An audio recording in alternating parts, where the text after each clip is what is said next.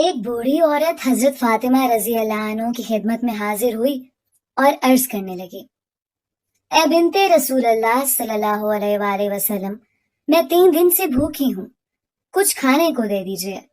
حضرت فاطمہ رضی اللہ عنہ مسکرا کر دیکھنے لگی اور فرمایا، اماں جی، آپ 3 دن سے بھوکی ہیں، میں نے 7 دن سے روٹی کی شکل نہیں دیکھی، ابھی ابھی 4 مٹھی آٹا آیا ہے، میں روٹی آپ کو بنا دیتی ہوں۔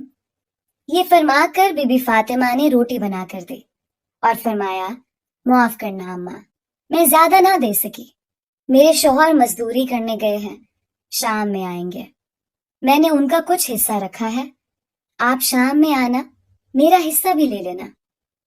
یہ تھی میرے آقا کی بیٹی کی ہمدردی، سبحان اللہ۔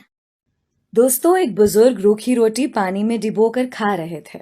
وہاں ایک فقیر آیا اور صدا لگائی، ہے کوئی یہاں سخی جو مجھے کھانا کھلائے، بہت بھوک لگی ہے۔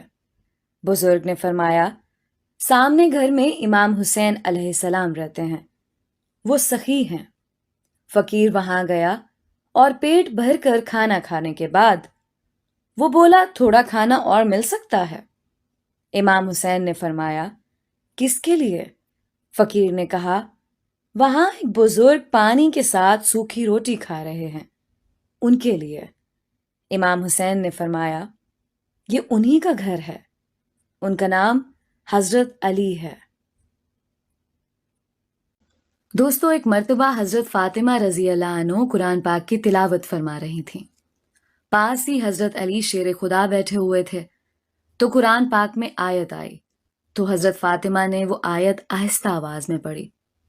اس آیت کا ترجمہ یہ ہے کہ ایک آدمی 4 شادیاں کر سکتا ہے۔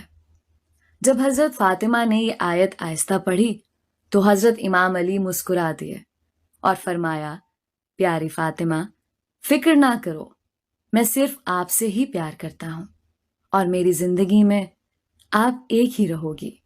دوستو، یہ ہوتا ہے اصل پیار، محبت اور یقین۔ سبحان اللہ۔